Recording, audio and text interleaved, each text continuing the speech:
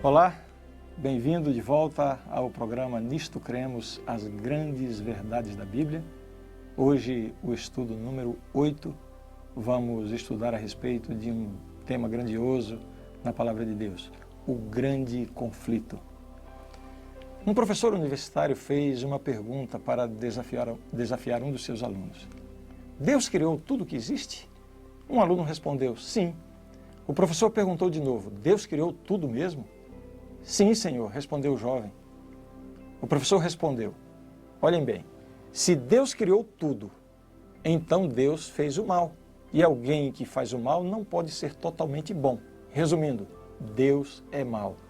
Outro estudante levantou a mão e disse, professor, posso fazer uma pergunta? Claro, prossiga. Professor, o frio existe? O professor respondeu, lógico que existe frio. O rapaz completou, de fato, senhor, o frio não existe. Segundo as leis da física, na realidade o frio não existe. O que existe mesmo é a ausência de calor. O calor é a energia térmica que os corpos têm a capacidade de receber e transmitir. O zero absoluto é a ausência total e absoluta de calor. Nós criamos o conceito de frio para descrever como nos sentimos se não temos calor. O jovem continuou dizendo, professor, posso fazer outra pergunta? Pode, disse o professor. Existe a escuridão? O professor respondeu, existe, claro. O estudante disse, novamente cometeu um erro, senhor. A escuridão também não existe. Na realidade, o que existe é a luz. A escuridão é apenas a ausência de luz. A ciência estuda a luz, suas ondas, intensidades, cores, mas nós não podemos estudar a escuridão. Escuridão é um conceito que o homem desenvolveu para descrever o que acontece quando não há luz. Finalmente, o jovem perguntou ao professor, senhor, o mal existe? O professor, agora mais pensativo, respondeu, claro que sim, já disse que existe. Olhe o mundo à sua volta e você vai ver estupros, crimes, violência. O estudante completou dizendo, o mal não existe, Senhor. Pelo menos não existe por si mesmo. O mal é simplesmente a ausência de Deus. É o mesmo dos casos anteriores. O mal é um conceito criado para descrever essa ausência de Deus. Deus não criou o mal. Não é como a fé ou como o amor, que existem como existem o calor e a luz. O mal é o resultado de a humanidade não ter Deus presente em seu coração. Então, o professor, depois de balançar a cabeça, perguntou, como é seu nome, jovem? E aquele jovem timidamente respondeu, Albert Einstein, professor. Bem, a verdade é que a Bíblia fala da existência do mal, não como uma criação de Deus, mas como o resultado de uma má escolha feita por uma de suas criaturas e que acabou se alastrando e contaminando muitas outras criaturas e também o nosso planeta. A Bíblia revela que há um conflito cósmico entre o bem e o mal. Utilizando a figura de reis antigos, Tiro, Babilônia, como descrições de Lúcifer, a Bíblia nos dá um vislumbre de como se originou o mal. No ambiente celeste perfeito, onde Deus vivia em perfeita harmonia com os seus anjos, um desses anjos permitiu que o mal nascesse em seu coração. Esse é o início do grande conflito entre o bem e o mal, no qual você e eu estamos envolvidos. Vamos conhecer melhor essa história a partir de agora.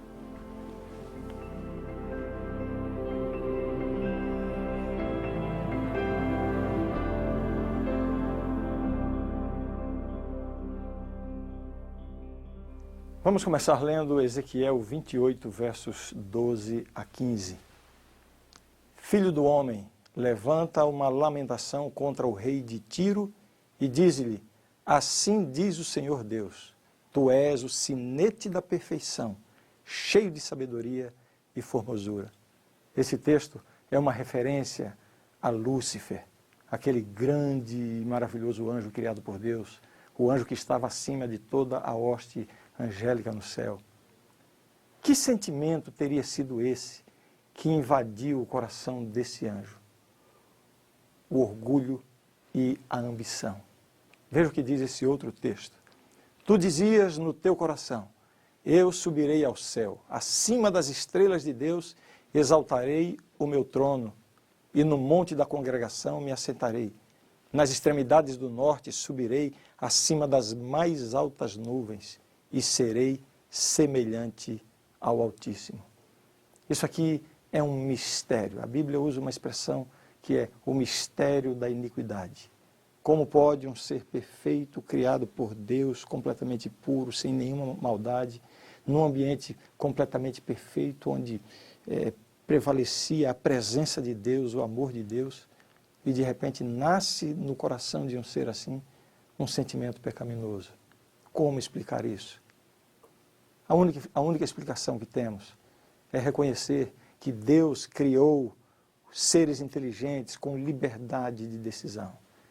Se Deus tivesse criado os anjos, os seres humanos, os seres inteligentes que Ele criou, com a obrigatoriedade de obedecerem, isso não envolveria amor. Ninguém ama por obrigação. Para que haja um relacionamento de amor, é necessário que haja liberdade. Alguns casais precisam entender isso. Alguns maridos que às vezes querem tirar a liberdade da sua esposa, querer obrigá-la a que ela o ame, ou a esposa que se apega e procura obrigar o seu esposo a amá-la. Num ambiente assim não existe amor. Pode ser que até por algum tempo o relacionamento perdure, mas se não houver amor, só vai haver dissensões. Então Deus, na sua sabedoria, no seu infinito amor, Ele cria as suas criaturas, nesse caso aqui, os anjos. E mesmo aos anjos, Ele dá a liberdade de obedecer ou de desobedecer. E foi isso que aconteceu no coração deste anjo chamado Lúcifer. A Bíblia continua dizendo, houve peleja no céu, Miguel e os seus anjos pelejaram contra o dragão. Também pelejaram o dragão e seus anjos, todavia não prevaleceram, nem mais se achou no céu o lugar deles, e foi expulso o grande dragão, a antiga serpente que se chama Diabo e Satanás, o sedutor de todo o mundo, sim, foi atirado para a terra e com ele os seus anjos. É claro que por algum tempo Deus tentou, de todas as formas, tentou dissuadir aquele anjo poderoso a voltar atrás no seu intento, nos seus sentimentos. Deus, por diversas vezes, tentou mostrar para ele as consequências ruins que iriam aparecer em decorrência da sua desobediência. Mas apesar de todos os apelos de Deus, de todos os convites, de todas as oportunidades, esse anjo estava empedernido na sua decisão. Ele estava agora decidido a não voltar atrás. E por sua sabedoria, por seu poder, por sua influência, ele conseguiu convencer uma grande parte dos anjos lá no céu. Finalmente, 1/3 dos anjos ficaram do lado dele. O céu, que até então era um lugar maravilhoso, de perfeita harmonia, onde só reinava paz, amor, a presença de Deus, agora se transforma num palco de dissensão, de desconfiança. E é claro, não havia possibilidade mais da convivência entre os anjos leais a Deus com os anjos infiéis, desleais e desobedientes. E como o texto nos diz, houve guerra no céu, Miguel e os seus anjos. Jesus assumiu a hoste angélica celestial e foi guerrear contra o dragão, o diabo. O nome desse anjo era Lúcifer, portador de luz. Por se rebelar contra Deus para tentar alcançar os seus desejos, ele passou a ser chamado de Satanás, o adversário de Deus. E como vimos, Satanás e os seus anjos foram expulsos do céu. Por que os seres humanos se envolveram nessa questão? Tendo sido expulsos do céu, Satanás e seus anjos vieram para a terra recém-criada. Deus advertiu o primeiro casal quanto à necessidade de obedecerem ao Criador, permanecendo leais às leis do universo. Como recompensa, eles poderiam viver eternamente na mais plena felicidade. E a prova foi muito simples. Você se lembra, já vimos isso aqui no estudo anterior. Deus chegou para Adão e Eva e disse: de toda árvore do jardim vocês podem comer livremente, menos de uma. Somente uma proibida. Imagine se Deus tivesse feito o contrário. Se Deus tivesse dito assim: vocês não podem comer de todas as árvores, só podem comer de uma. Aí sim a prova seria muito difícil. Mas a prova que Deus deu para Adão e Eva foi muito simples. Deus só queria uma coisa: que no caráter de Adão e Eva ficasse impressa a decisão de obedecer a Deus. Por isso Deus colocou uma questão tão simples e fácil de obedecer. Mas eles tinham que tomar a escolha, tomar a decisão, fazer a escolha pela obediência. E nós conhecemos a história. Infelizmente, primeiramente Eva e depois Adão desobedeceram a Deus. Essa história pode ser lida especialmente nos capítulos 2 e 3 do livro do Gênesis. Faça a leitura depois com bastante atenção. Assim o pecado retirou de Adão e Eva o domínio sobre a terra, entregando-o a Satanás, que então passou a reclamar o título de o príncipe deste mundo. E este fato trouxe um impacto muito forte sobre a raça humana. A partir de uma desobediência aparentemente simples, o pecado foi desvirtuando a imagem de Deus no homem a tal ponto que Deus disse algo muito lamentável para a família humana. Vejam a que ponto chegou a raça humana.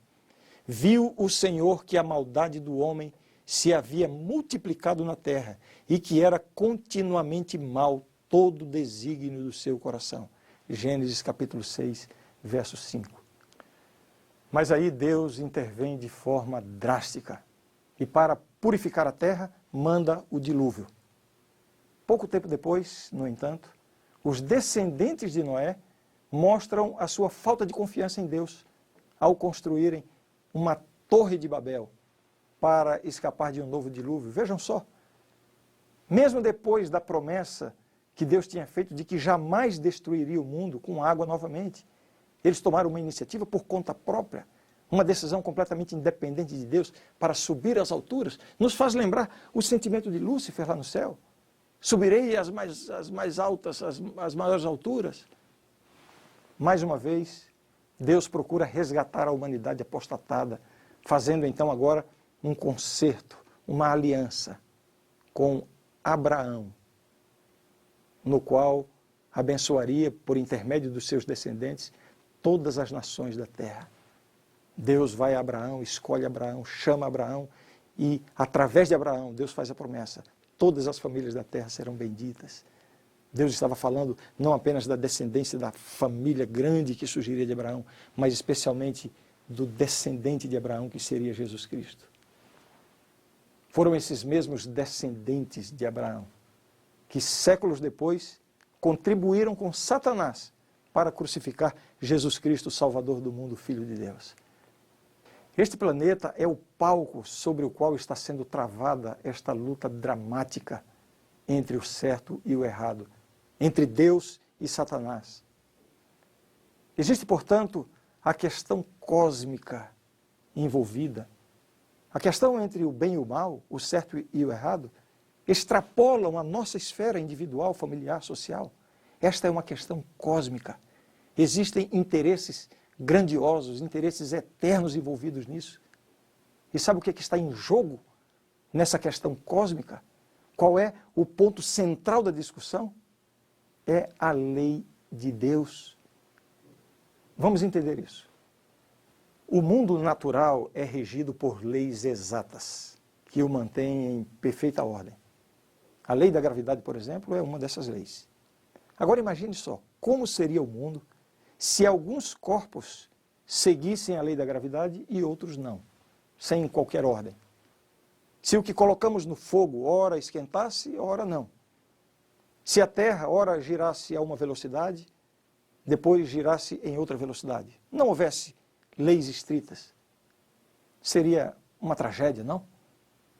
Assim, da mesma forma que as leis naturais são imprescindíveis para o perfeito funcionamento do mundo físico, a lei moral de Deus é essencial para que o universo moral se mantenha em ordem.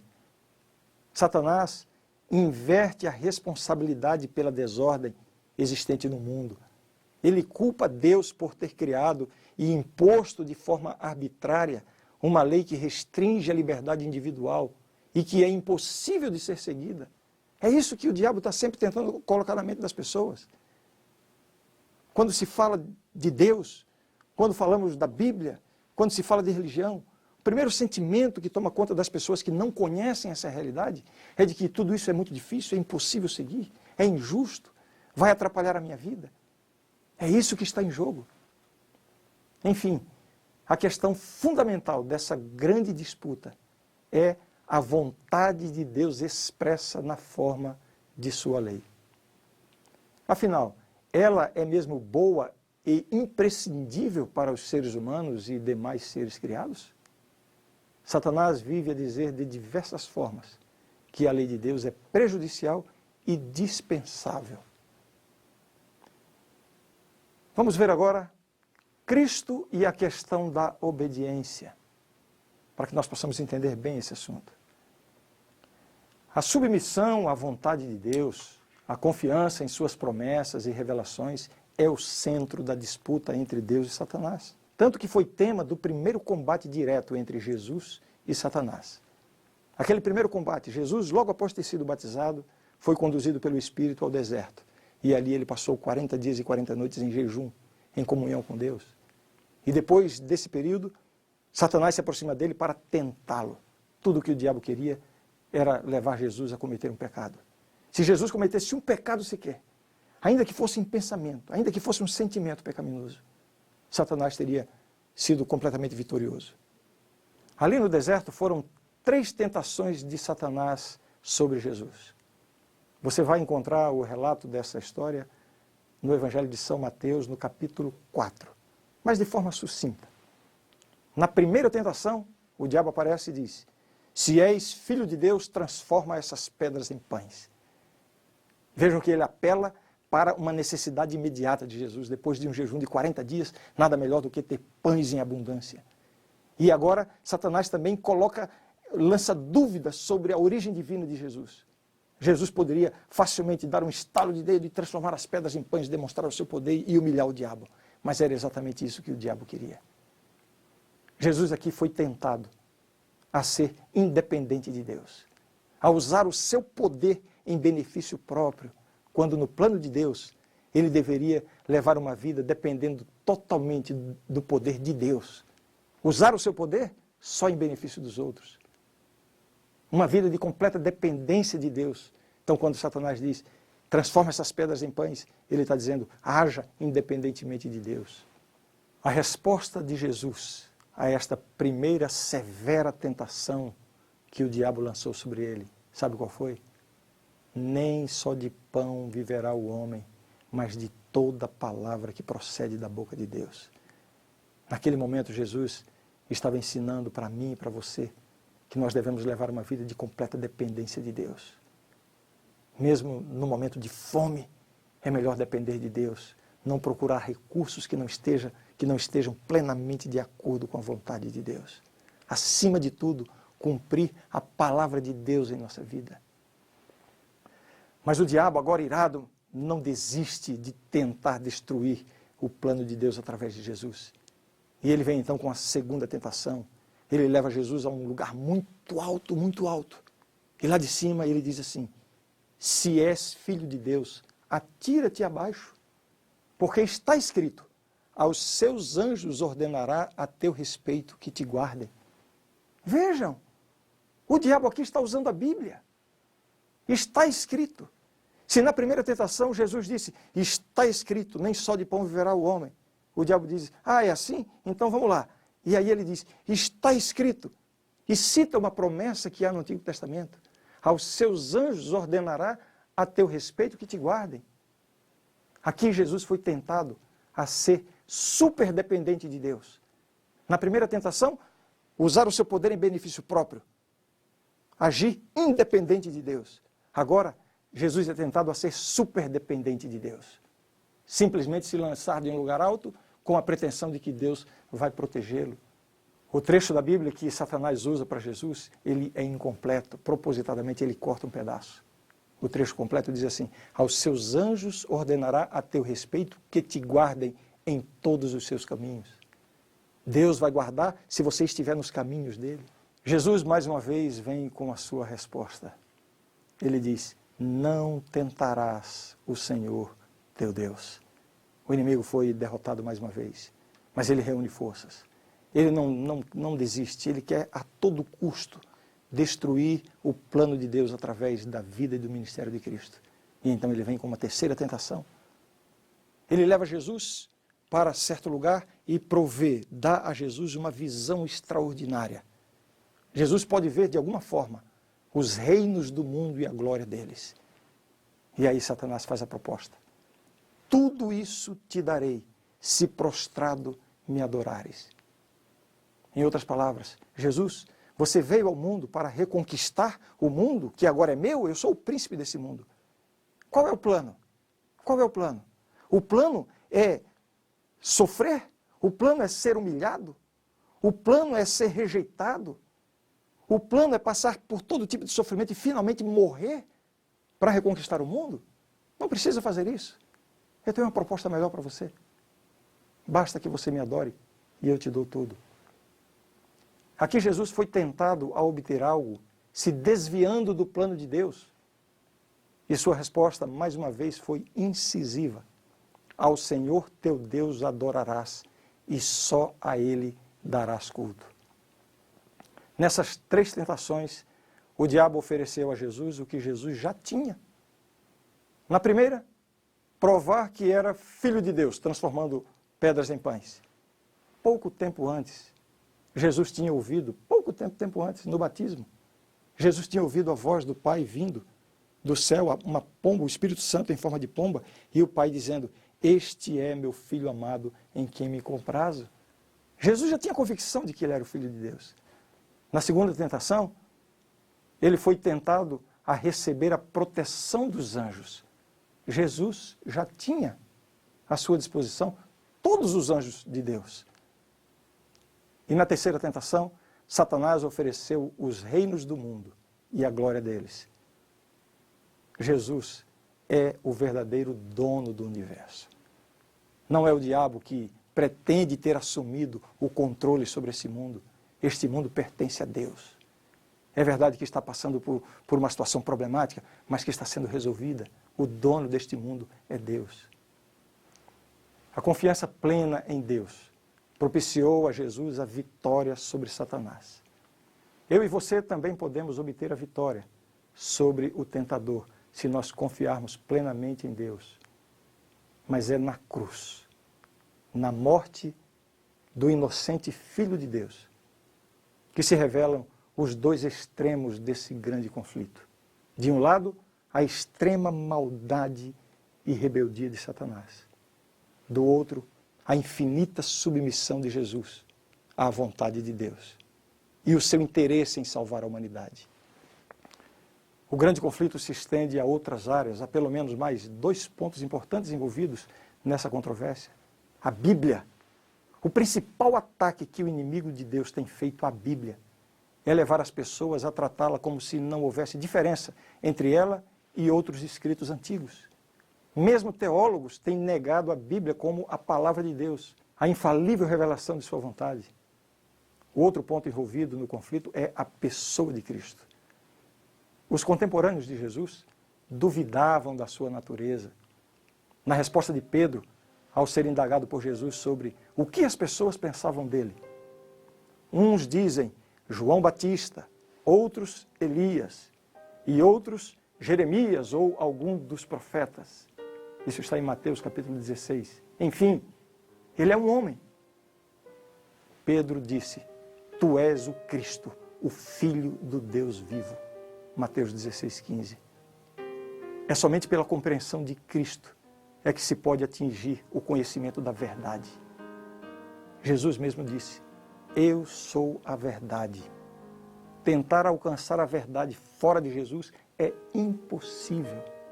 Toda essa cena do grande conflito entre o bem e o mal é reproduzida em cada coração humano.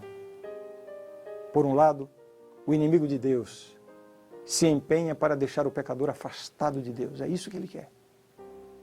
E assim, não receber o perdão pelos pecados, os pecados cometidos, e nem receber o poder para uma nova vida de obediência ao lado de Deus.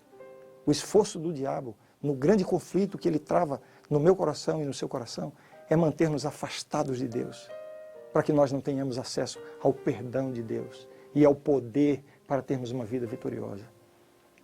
Por outro lado, o Espírito Santo segue convidando insistentemente cada pecador a abrir o seu coração a Jesus e permitir assim que o Senhor governe a sua vida. Essa é a única possibilidade de ser feliz e encontrar significado na existência. Qual é a sua decisão? De que lado do grande conflito você vai ficar?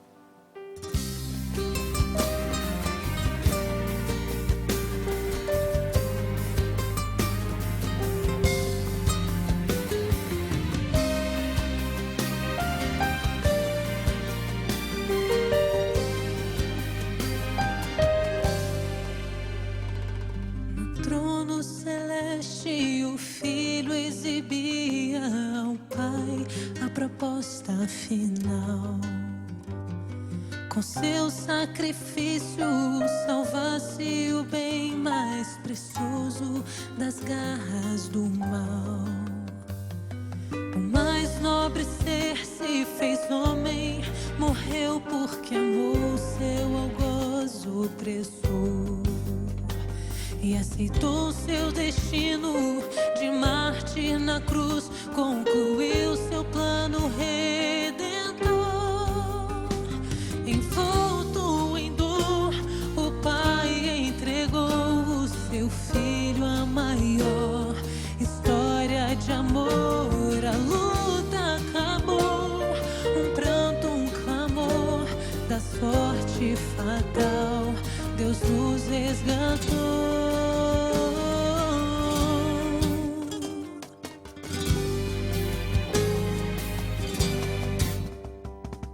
O peso que subjugava o Santo Cordeiro era o nosso pecado.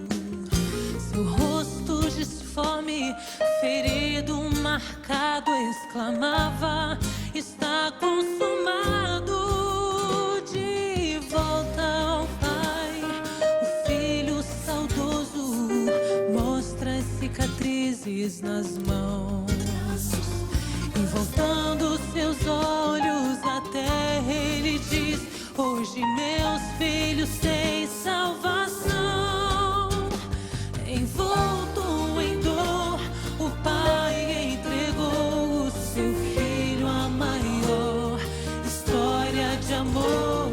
A luta acabou, um pranto, um clamor da sorte fatal, Deus nos resgatou.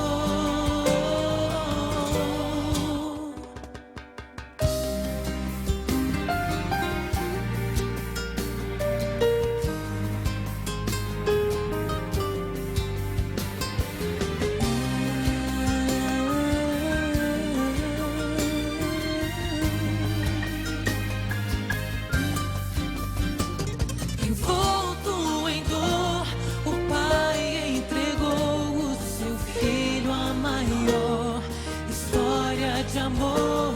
A luta acabou, um pranto, um clamor da sorte fatal, Deus nos resgatou. Envolto em dor, o Pai entregou seu Filho a maior história de amor. A luta acabou, um pranto, um clamor, o homem nasceu o seu Salvador.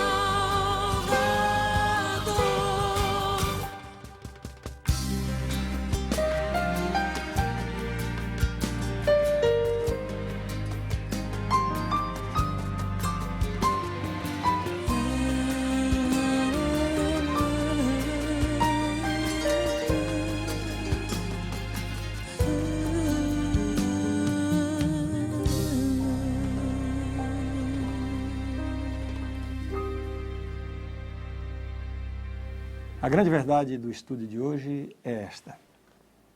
Toda a humanidade está agora envolvida num grande conflito entre Cristo e Satanás quanto ao caráter de Deus, sua lei e sua soberania sobre o universo. Este conflito originou-se no céu quando um ser criado, dotado de liberdade e de escolha, por exaltação própria, tornou-se Satanás, o adversário de Deus, e conduziu à rebelião uma parte dos anjos. Ele introduziu o espírito de rebelião neste mundo, ao induzir Adão e Eva em pecado. Este pecado humano resultou na deformação da imagem de Deus na humanidade, no transtorno do mundo criado e em sua consequente devastação por ocasião do dilúvio mundial. Observado por toda a criação, este mundo tornou-se o palco do conflito universal, dentro do qual será finalmente vindicado o Deus de amor. Para ajudar seu povo nesse conflito, Cristo envia o Espírito Santo e os anjos leais para os guiar, proteger e amparar no caminho da salvação.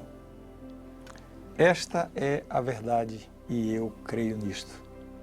No nosso próximo encontro, nós vamos estudar o que a Bíblia ensina sobre a vida, a morte e a ressurreição de Cristo. Uma lição fenomenal. Não perca.